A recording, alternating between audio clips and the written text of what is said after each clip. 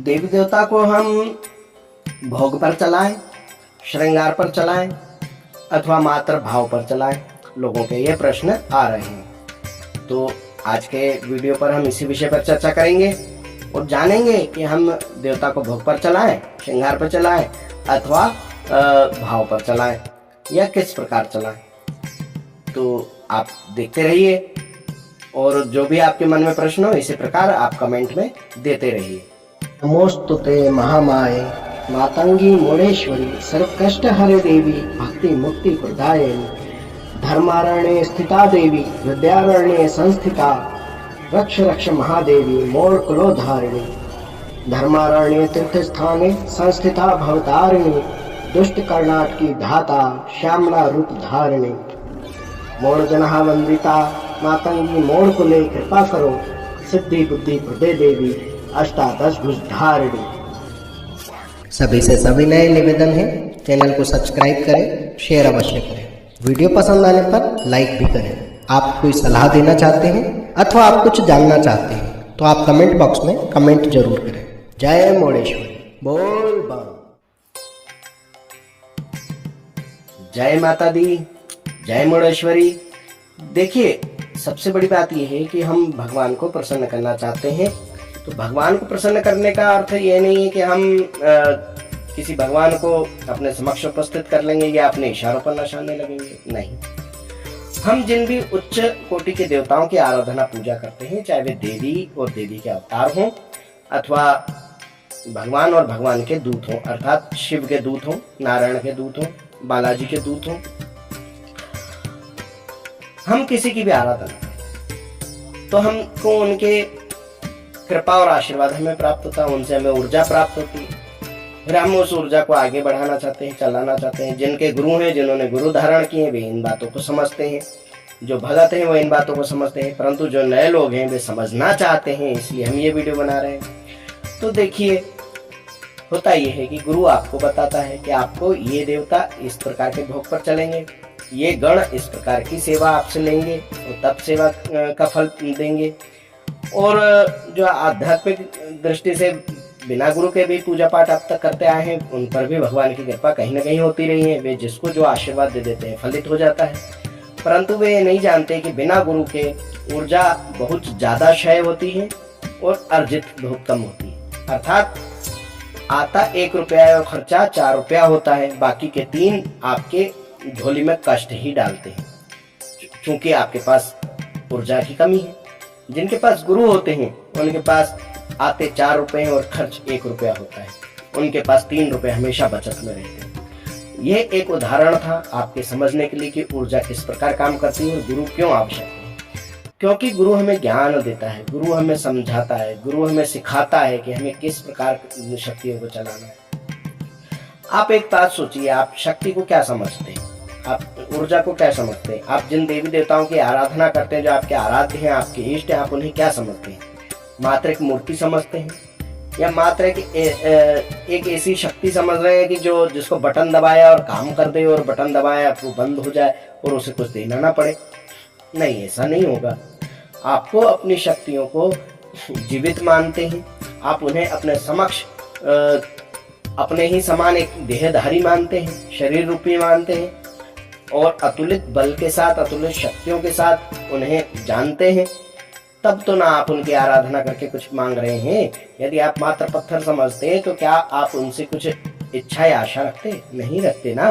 तो बुद्धि के कपाट खोल करके हमें यही समझना है कि जो हमारे समक्ष हमारे आराध्य हैं, हमारे इष्ट हैं, वे समक्ष ही बैठे हैं, पूर्ण उसी अवस्था में बैठे हैं जैसे हम किसी अन्य अपने माता पिता परिवार के सदस्यों के साथ बैठते हैं। वे भी हमारे परिवार के एक सदस्य हैं और हमारे सबसे महत्वपूर्ण सदस्य हैं।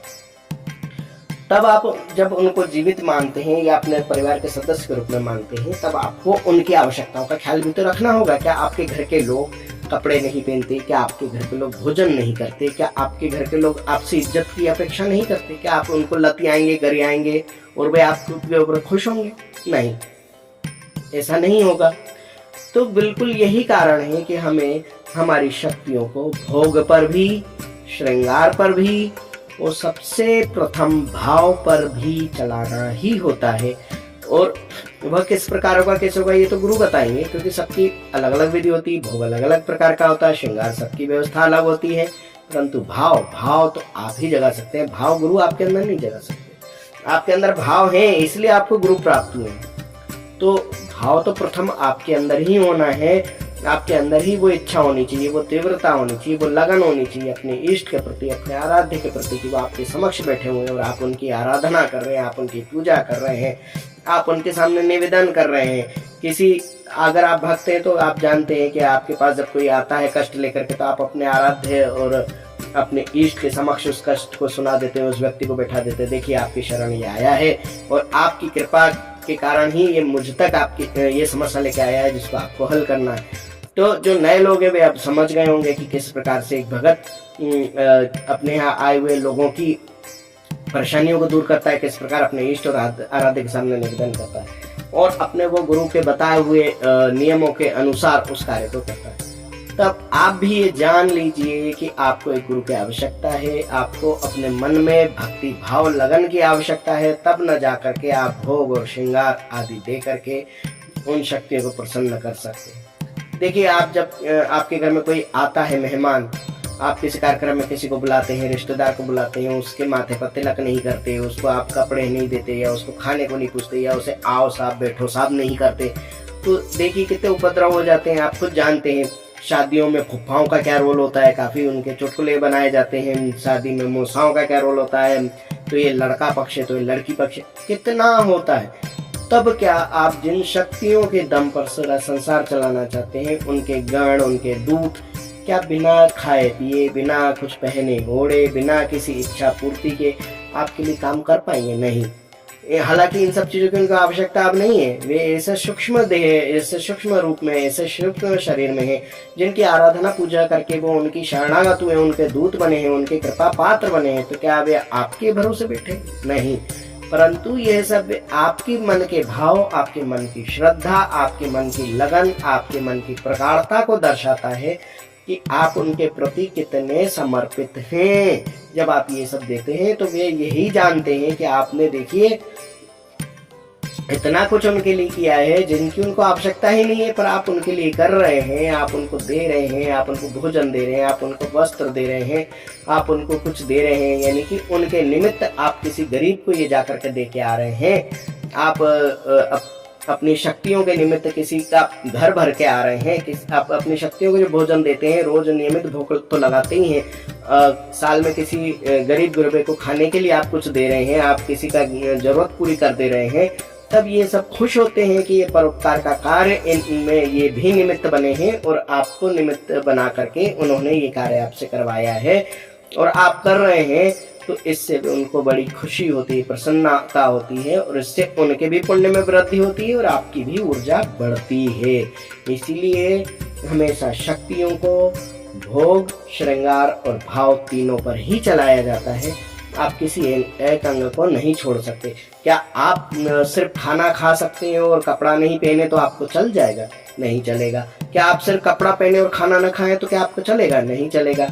आप उस खाने को और उस कपड़े को अपनी रुचि से खरीदते हैं, अपनी पसंद से खरीदते हैं, समय अनुसार खरीदते हैं। पूजा पाठ के लिए अलग, तो दफ्तर में काम करने जाने के लिए अलग, तो घर में बैठने उठने के लिए अलग।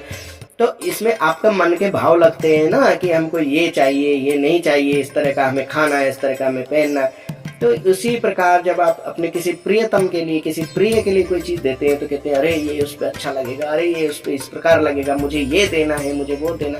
तो इस प्रकार की चीज़ें सब भाव कहलाती हैं। मन की भाव, मन की इच्छा, मन की लगन कहलाती है और ये जितनी ज़्यादा होती है उसी के अनुसार आप अपनी पूजा पाठ, भक्ति, शक्ति आदि में तत्पर हो जाते हैं और आप ये सब करते हैं। तो अब आप समझ गए होंगे कि आपको भोग, श्रृंगार और भाव तीनों पर देवताओं को चलाना है और इसकी अधिक जानकारी के लिए आपको किसी को गुरु बनाना है। बिना गुरु के आप ये सब चीज़ें नहीं कर सकते। पता चल रहा है किसी को गुलाब जामुन पसंद है और आप उसको करेला पकड़ा रहे हैं, किसी को करेला पसंद है तो आप उसको कुछ और दे रहे हैं। तो इस प्रकार नहीं चल सकता। जय मोरेश्वरी, बोल बम। ओम मणिक्यमिणावक्लालयन्तीं मदालसां मञ्जुलभागविलासां महेन्द्रनीलं द्युतिकोमलाङ्गीं मतं कन्या मनसा स्मरामि।